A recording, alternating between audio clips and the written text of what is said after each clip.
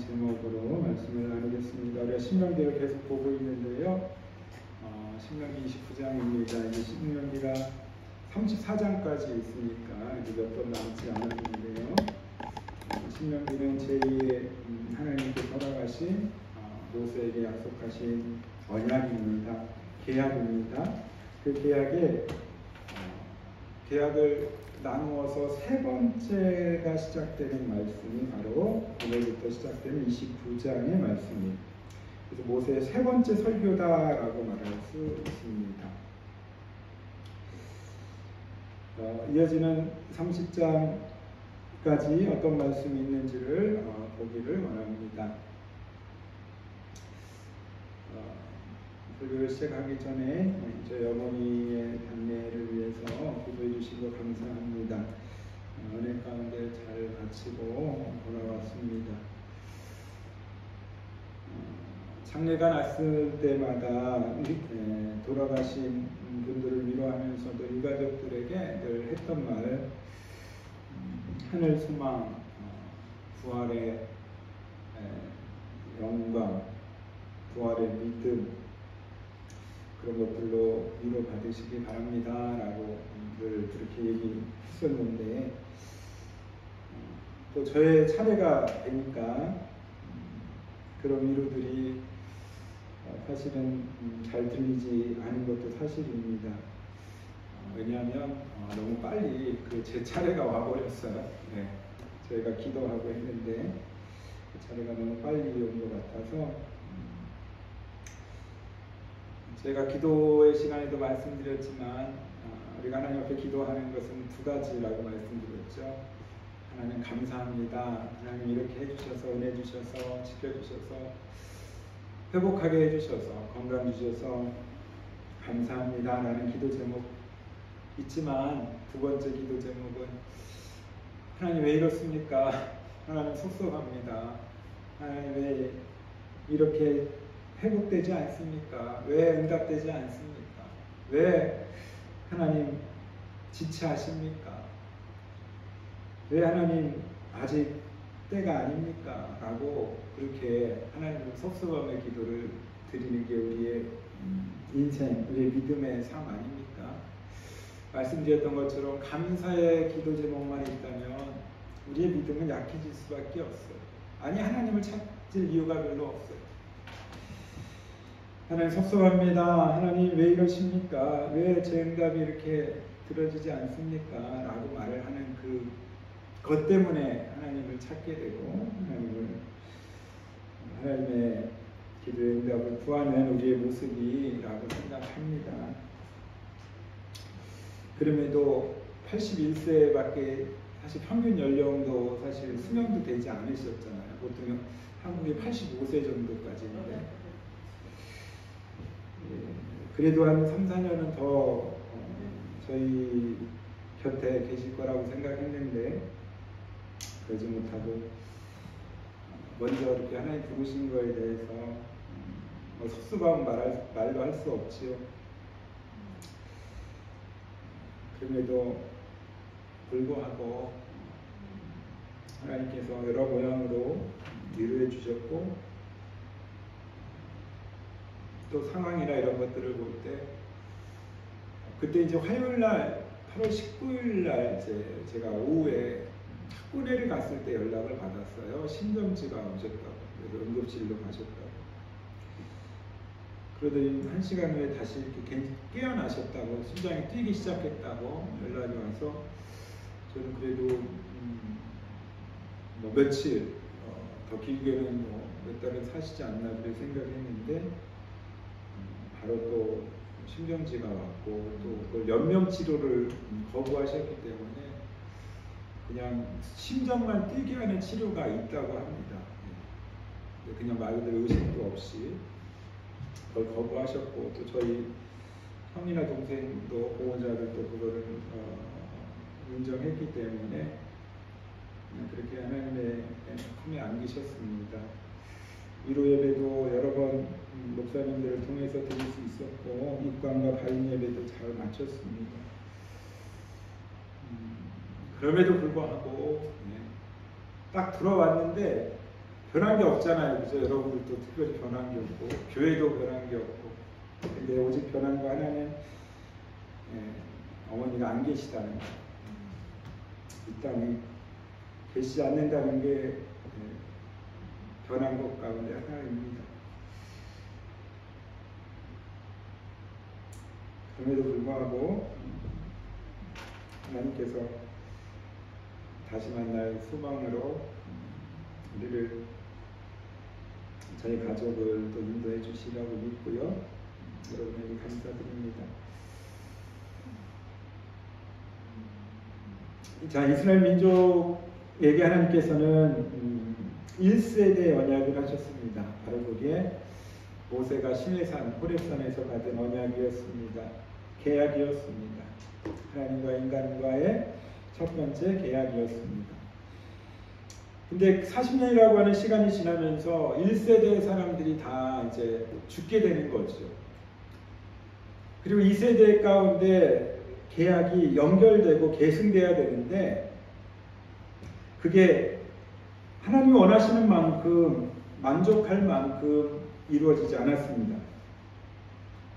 그래서 하나님께서는 다시 한번 모세를 통해서 하나님과 이스라엘 민족 간에 맺었던 1세대의 언약을 2세대의 언약으로 이어지기를 원하셨기에 그것들을 실천하게 하십니다. 여러분, 계약은 무엇입니까? 집을 살 때 파는 사람과 사는 사람이 계약서를 씁니다. 계약서를 쓰고 계약금을 10% 정도를 받고 언제 나머지 잔금, 원금을 다 받겠습니다 라고 계약서를 씁니다. 의무가 있습니다. 그 집을 원래 가지고 있었던 사람은 그때까지 그 집을 비워줘야 합니다. 의무가 있습니다. 그 집을 살려고 하는 사람은 그때까지 잔금을 모두 치러야 합니다. 그게 계약입니다. 만약에 사려고 하는 사람이나 팔려고 하는 사람 가운데 그 계약을 어기면 그 계약에 대해서 책임을 져야 합니다. 계약 파기에 대해서 책임을 져야 합니다. 여러분, 결혼식도 마찬가지 아닙니까? 이번에 한국에 갔을 때 날짜가 맞아서 2019년에 꿈의교회에서 청년들이 왔었는데요. 그때 왔던 청년이 시집을 갔습니다. 결혼식이 있어서 잠깐 결혼식에 참여도 했었습니다. 여러분, 남자와 여자가 함께 서약하는 것이지요. 남자에게 묻습니다. 당신은 당신의 아내를 사랑합니까? 당신의 생명이 다하는 날까지 함께 살기를 서약합니까? 여자에게 묻습니다. 당신은 당신의 남편을 사랑합니까?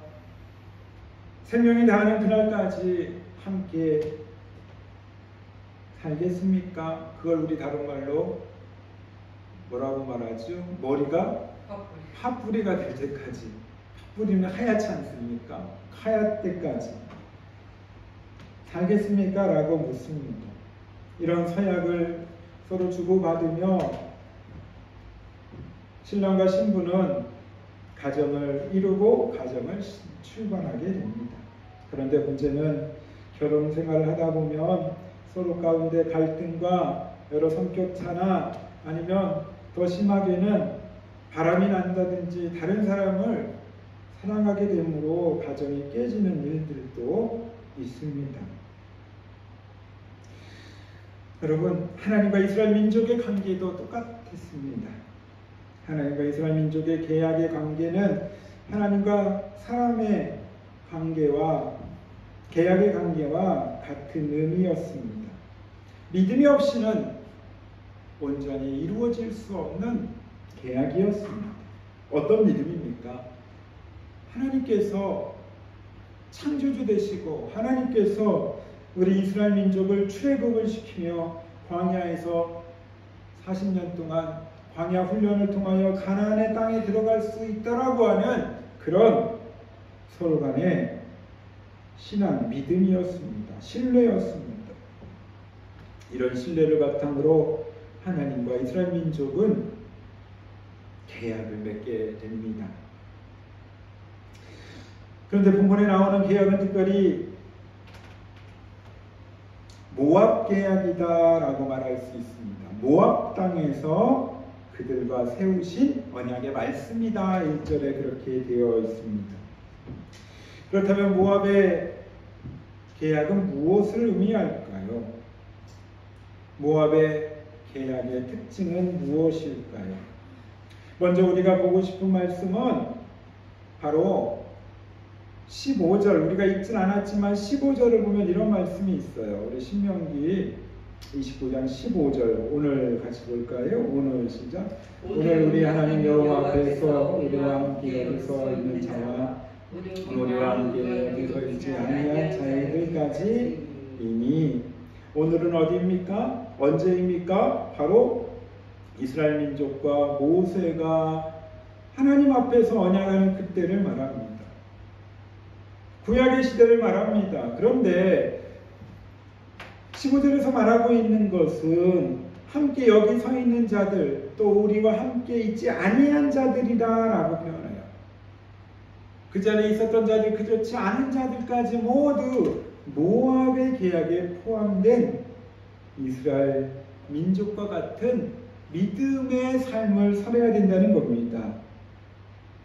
결국은 이 말씀은 지금 우리에게도 동일하게 적용됩니다. 바로 지금 오늘 살고 있는, 오늘 믿음을 가지고 살고 있는 저와 여러분까지를 말한다는 거죠. 처음에 시내산에서 받았던 모세의 계약과 또 그 계약이 40년이 지나면서 이새에게 흘러갔던 가르침을 받았던 그 계약과 또 가나안 땅에 들어가 그 땅을 정복하며 그 땅 가운데 하나님의 영광을 나타내기 위하여 최선을 다했던 이스라엘 민족 그들과 지금 저와 여러분 이르기까지 하나님이 기뻐하고 원하시는 거룩한 계약 앞에 우리는 믿음을 가지고 당당히 서야 한다고 하는 것입니다. 본문 1절과 3절에 우리가 1절을 봤는데요. 우리 2절과 3절 한번 같이 보겠습니다. 신명기 29장 2절과 3절입니다. 시작. 모세가 온 이스라엘을 소집하고 그들에게 이르되 여호와께서 온 땅에서 너의 목전에 바로와 그의 모든 신하와 그의 온갖 행하신 모든 일을 너희가 보았나니 곧 그 큰 시험과 이적과 큰 기사를 내 눈으로 보았느니라. 아멘. 여러분 40년 동안 광야 생활을 하면서 이스라엘 민족이 경험한 것을 기록하고 있습니다. 곧 그 큰 시험과 이적과 기사 내 눈으로 보았다. 무엇입니까? 배고플 때 하나님께서 만나를 허락하여 주시고 고기를 먹고 싶을 때 메추라기를 허락하시고 목이 마를 때 반석을 치며 거기서 샘솟는 물을 경험합니다. 낮에는 너무너무 뜨거워서 이동할 수 없을 때 하나님께서 구름 기둥으로 그들을 햇볕을 막아주셨고 밤에는 추워서 그 포도주나 아니면 진한 술을 먹어서 몸을 따뜻하게 해서 잡던 그들의 문화 방식, 환경까지도 바꾸셔서 불기둥으로 그들을 따뜻하게 해주신 사건. 이 모든 사건들을 하나님께서는 기억하라라고 말씀하시며 모세를 통하여 3절을 기록하고 있는 것입니다. 2절 마지막에 보면 그렇게 나옵니다. 그의 온 땅에 행하신 모든 일을 너희가 보았나니. 너희가 모든 일을 보았다는 거예요. 그런데 중요한 것은 이 40년이 광야 생활을 지나며 그들의 선조들이 그 계약을 받았던 선조들이 죽게 되고 사라지게 되는 것들까지도 보며 그의 후손들에게 말하고 있는 거예요. 100% 40년이 지나기 전에 사람들이 지금 40년이 지난 가나안 땅을 앞두고 있는 이 모세의 마지막 세 번째 설교에 있었던 사람들이 몇 명이나 될까요? 40년 동안 많은 사람들이 세상을 떠났을 것입니다. 그 말은 무슨 말이냐? 말씀을 이어받고 말씀을 계승했던 너희들, 너희 자녀들, 2세대까지도 하나님께서 행하신 일들을 기억하고 있지 않느냐? 기적과 이적을 너희들이 보았지 않느냐? 라고 모세는 강하게 선포하고 있습니다.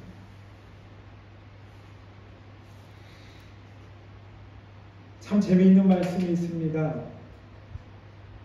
5절 보면 이런 말씀이 있어요. 우리 29장 5절 같이 볼까요? 29장 5절입니다. 시작. 주께서 40년 동안 너희를 광야에서 인도하게 하셨거니와 너희 몸에 나가지 아니하고 너희 발의 신이 헤어지지 아니하였으며.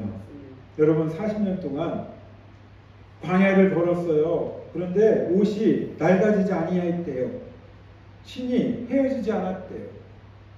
뭐 얼마나 천이 좋아서, 얼마나 신발의 가죽이 잘 만들어져서 헤어지지 않았을까요?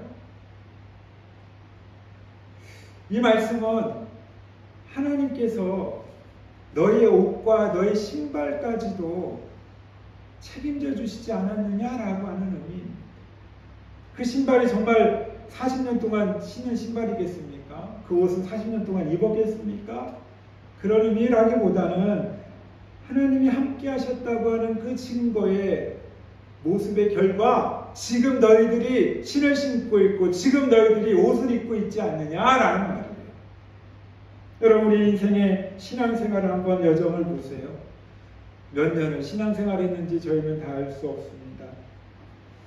초신자 때, 처음에 신앙생활을 시작했을 때, 또 지금에 이르기까지 하나님 앞에 드렸던 헌신과 헌물과 헌금까지도 그것들이 없으면 죽을 것 같았지만 지금 하나님의 은혜로 지금 이 모습으로 살고 있지 않느냐라고 하나님 우리 가운데 가르쳐 주고 계신 것입니다. 깨닫게 하고 계신 것입니다. 4절에 보면 재미있는 말씀이 있습니다. 4절. 그러나 깨닫는 마음과 보는 눈과 듣는 귀는 오늘까지 여호와께서 너희에게 주지 아니하셨느니라. 여러분, 이 말씀을 읽으면 하나님 왜 주지 않으셨습니까? 라고 반문하게 돼요. 근데 이 말씀을 깨닫기 위해서 마태복음 13장 14절에서 15절에 이런 말씀이 있어요. 이 말씀을 한번 같이 읽겠습니다. 우리 주보에 있습니다. 마태복음 13장 14절 15절 시작. 이사야의 예언이 그들에게 이루어졌으니 일렀으되 너희가 듣기는 들어도 깨닫지 못할 것이요 보기는 보아도 알지 못하리라. 이 백성들의 마음이 완악해져서 그 귀는 듣기에 둔하고 눈은 감았으니 이는 눈으로 보고 귀로 듣고 마음으로 깨달아 돌이켜 내게 고침을 받을까 두려워하느라 하였느니라. 이사야의 예언을 기록하고 있습니다. 여기 보면 백성들의 마음이 완약해져서, 백성들이 죄로 관영하여져서, 백성들이 죄 때문에 하나님과 멀어지게 되어서 그 귀는 듣기에 둔하였다, 눈을 감게 되었다. 눈으로 보고 귀로 듣고 해도 마음으로 깨닫지 못했다는 거예요. 사단이 그것들을 막았다는 겁니다. 여러분, 그렇습니다. 눈을 본다고 모든 것이 보이는 게 아니고, 듣는다고 모든 것이 들리지 않습니다.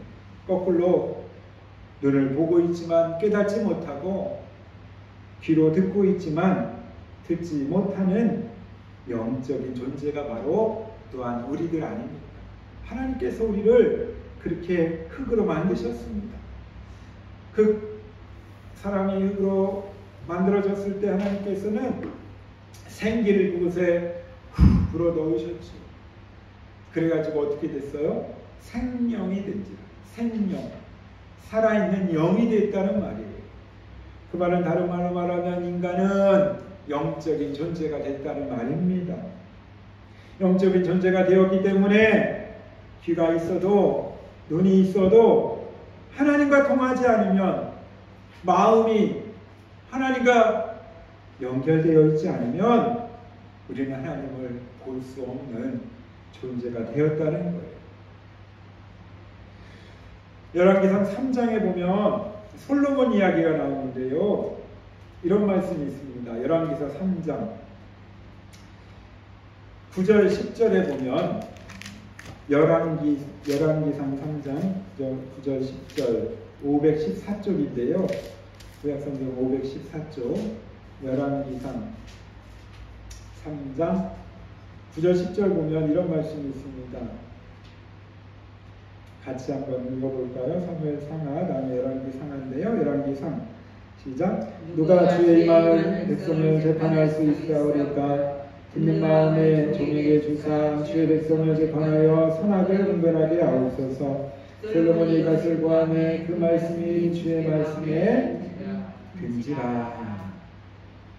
여러분, 솔로몬 하면 어떤 왕이에요? 지혜의 왕이에요. 솔로몬은 원래는 왕이 될 수 없었지만 형들이 있었기 때문에 하나님께서 솔로몬을 택하셨어요.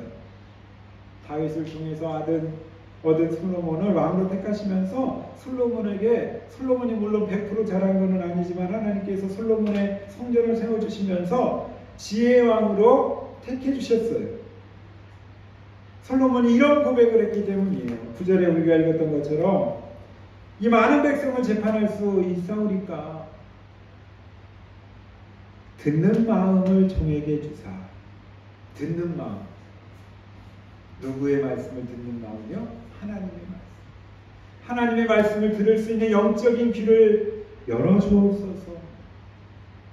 그 말이에요. 하나님이 역사하시고 하나님께서 깨닫게 하시고 하나님께서 분별하게 하시는 하나님의 음성을 갈망합니다.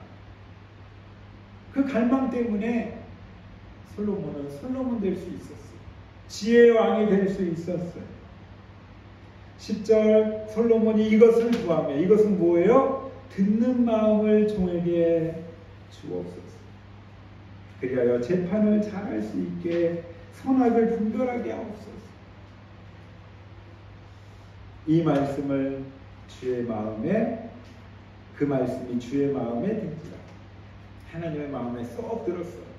솔로몬의 간구가, 솔로몬의 기도가. 사랑하는 여러분, 이스라엘 민족이 하나님을 멀리하고 하나님 앞에 죄 짓는 그런 상황 가운데 하나님께서 실망하십니다. 가나안 땅에 들어가 하나님을 멀리하고 우상을 숭배하고 암몬 신을, 돈 신을 쫓아가는, 아세라 신을 쫓아가는 그들을 보면서 하나님은 낙담하십니다. 그럼에도 불구하고 하나님이 그들 가운데 약속하신 말씀이 본문으로 들어와서 9절의 말씀이에요. 신명기 29장 본문의 9절 말씀 같이 볼까요? 그런즉 시작. 그런즉 너희는 이 언약의 말씀을 지켜 행하라. 그리하면 너희가 하는 모든 일이 형통하리라. 형통한다는 말은 무슨 말입니까? 일본어 성경에는 사카에루, 번영한다라는 말인데요. 다른 말로 말하면 축복해 주시겠다는 말이에요. 자, 지금까지 40년 동안 있었던 것 다 내가 잊어버리겠다. 바로 오늘부터 시작이다. 오늘부터 너희들의 축복받을 조건을 허락하겠다. 바로 뭐예요? 계약의, 언약의 말씀을 지켜 행하라. 그렇습니다. 하나님께서는 저 여러분을 축복하길 원하세요. 저 여러분이 형통하길 원하세요. 문제는 뭐다? 바로 나다. 문제는 나 때문에. 문제는 나 때문에 그 축복이 막히고요. 그 형통함이 방해돼요. 아유, 목사님, 저는 그런 적이 없는데요. 알아요. 그런 적 없으시죠. 그런데 앞에 말씀드렸던 것처럼 눈이 있어도 볼 수 없고 귀가 있어도 듣지 못하고 마음으로 하나님을 만나지 못하기 때문에. 그렇다면 어떻게 해야 되나요, 목사님? 바로 여러분들이 어떤 존재인지를 깨달아야 돼요. 주보에 있습니다. 설교 참고 말씀 창세기 죄송합니다. 창세기 3장 17절이 아니라 베드로전서 2장 9절입니다. 그러나 너희는 같이 읽어보겠습니다. 그러나 너희는 택하신 족속이요 왕같은 제사장들이요 거룩한 나라여 그의 소유된 백성이니 이는 너희를 어두운 데서 불러내어 그의 기이한 빛에 들어가게 하시니에 아름다운 덕을 선포하게 하려 하십니다. 아름다운 덕을 선포하게. 어두운 데서 불러낸 이유가 뭐라고요? 택하신 족속 왕같은 제사장 거룩한 나라 소유된 백성으로 여러분과 저를 택하신 이유가 뭐라고요? 아름다운 덕을 선전하게 하십니다. 선포하게 하십니다. 아름다운 덕은 무엇입니까? 바로 복음입니다. 하나님이 우리를 위하여 이 땅을 얼마나 사랑하셨어요. 독생자 아들을 보내시기까지 사랑하셨기에 그 이 땅은 바로 저와 여러분을 사랑하셨기에 저와 여러분을 구원하길 원하셨기에 예수님이 십자가에서 죽으신 사건, 그 예수님을 믿는 자마다 멸망치 않고 구원을 얻게 한다는 그 사건, 그 진리, 그 믿음의 확신이 바로 저와 여러분에게 아름다운 덕을 선포하게 하는 출발점임을 믿으시길 바랍니다. 여러분, 인간은요, 사람은 알파벳 B, A, B, B에서 D, B, C, D로 끝나는 인생이래요. B는 뭐냐? birthday, birth, 태어나는 거예요. D는 뭐냐? die, dead, 죽는 거예요. 그런데 그 중간에 뭐가 있어요? C가 있어요. C. C는 바로 초이스, 선택을 말합니다. 태어나서 죽을 때까지 우리 인간은 무언가를 선택하며 살아요. 그죠? 여러분 여기 계신 것도 여러분의 선택임을 믿습니다. 물론 하나님의 인도하심에 우리가 순종한 것도 있지만 그 순종은 또 다른 선택을 의미합니다. 이렇게 나와 예배하는 것도 어떤 모양으로든지 여러분의 선택입니다.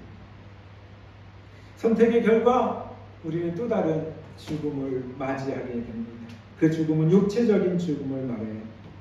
그런데 놀라운 것은 육체적인 죽음을 뛰어넘는 영원한 생명을 얻기까지 우리는 그 씨가 크라이스트, 예수님이 되어야 될 줄로 믿습니다. 예수님을 우리가 선택했을 때 우리는 영원히 죽지 않고 영생을 누리는 영적인 사람이 된다고 하는 것입니다. 저희 어머니가 8월 19일 날 돌아가셨는데 저는 그날 바로 갈 수 없었습니다. 왜냐하면 2박 3일 수요일까지 한국에서 목사님 부부와 우리 권사님 부부가 오셨어요. 그 목사님은 저를 10년 동안 저희 파송교회가 되어주셨던 목사님 17년 만에 오셨어요. 이 가까운 데서 오시라고 그렇게 말씀드려도 미안하다고, 미안해서 못 간다, 내가 많이 후원 못해서. 그런데 아들 사는 미국, 딸 사는 캐나다까지는 가세요. 뭐 그거를 뭐라고 하는 게 아니고 그만큼 너무 겸손하시고 정말 많이 배울 것이 있는 목사님이셨어요. 그 목사님의 은퇴를 벌써 한 7년 전에 하셨고 거의 안 오시다가 이제 한 권사님이 강권하여서 사서의했어요. 막 오시라고. 다 비용을 대겠다고. 그래서 오셨어요. 근데 제가 화요일날 저녁에 그 연락을 받고 학군이기 때문에 여기 오면 수요일날 아침에 가야 돼요. 근데 만약에 그렇게 되면 그분들의 하루의 일정이 완전히 이제 엉망진창, 매차끝장이 나는 것입니다. 완전히 그냥 뒤죽박죽이 돼버리는 거죠. 그래서 기도했습니다. 저는 어머니가 조금 더 사실 줄 알고 사실은 수요일날 밤 비행기, 그분들이 가시고 나서 2시간 후에 가려고 밤 비행기를 예약을 했었어요. 근데 어머니가 이렇게 돌아가신 거예요. 만약에 살아계셨으면 아침이라도 살아계신 얼굴이라도 볼 수 있으면 가려고 했는데 이제 돌아가셨기 때문에 얼굴도 볼 수 없고, 그래서 그 목사님 부부 그리고 권사님 부부한테는 돌아가셨다는 말을 안 했어요. 그리고 마지막 공항에서 말씀을 드렸더니 그분들이 하시는 말씀이, 목사님 자기들은 알았다는 거예요. 느낌상 그렇게 알았대. 그러니까 제가 이 포커페이스가 얼굴을 딱 보고 아셨나 봐요. 제가 감추는 거를, 말씀 안 하는 것을 알고 아셨다고 그런 식으로 얘기를 하셔서 제가 그런 상황에서 말씀드리고 하는 게 저도 힘들고, 또 제가 이렇게 말씀드렸어요. 어쨌든 하루 동안 제 슬픔을 슬퍼하지 않을 수 있게 해주셔서 감사하다. 슬퍼할 수가 없었죠, 당연히. 그래서 장례가 시작되고 그날 밤 늦게 갔더니 새벽 1시더라고요. 또 비행기가 막 연착이 되고 그래서 늦게 갔었는데, 그래도 감사한 건 박인희 선교사님이 한국에 계셔서 인체랑 할 수 있었고, 또 저희 큰 조카가 군대에서 제대를 휴가를 나와 있었어요. 그래서 제주도에서. 그리고 또 우리 둘째 조카는 고3인데 딱 지금 학기가 시작되고 이제 바쁘잖아요. 그래서 어머니가 그런 것까지도 다 생각해서 그렇게 가시지 않았나. 내가는 정말 마지막까지 우리 남아있는 자손들을 위하여 이렇게 기도하시면서 가지 않았나라는 그런 마음을 하나님께서 주셨습니다. 그렇습니다. 우리의 선택은 예수 그리스도밖에 없습니다. 우리가 예수님을 믿고 의지하는 그 의지만이 우리를 살립니다. 예수 믿다가 예수 잘 믿어서 망한 사람은 한 사람도 없어요. 예수를 잘못 믿어서 망한 사람이 있을지 몰라도, 예수님 없이 살다가 망한 사람이 있을지 몰라도, 예수 믿고 말씀대로 살다가 망한 사람은 한 사람도 없습니다. 여러분 데려와 보십시오. 누가 있나? 장례식을 할 때마다 늘 느낍니다. 장례식은 인생에서 최고의 학교입니다. 학교는 배우는 곳이지요.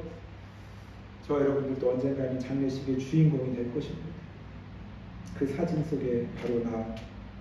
그래서 요즘은 생전 돌아가시기 전에 장례식을 하는 분들이 있어요. 진짜로 6개월 1년 정도 남았다 생각하고 살아있을 때 사람들을 다 불러서 그렇게 장례식, 생존 장례식을 하기도 합니다. 그리고 죽으면 이제 오지 말라는 거죠. 살아있을 때 얼굴 보자고. 그렇습니다. 그 장례식의 주인공이 되는 그날까지 우리 하나님 주신 사명으로 살아야 합니다. 하나님이 우리와 함께 하셨다고 하는 인생의 흔적들을 우리는 반드시 기억해야 합니다. 왜냐?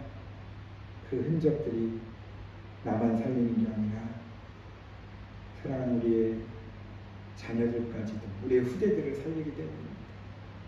이스라엘 민족들이 모세를 통해서 받았던 하나님의 첫 번째 언약을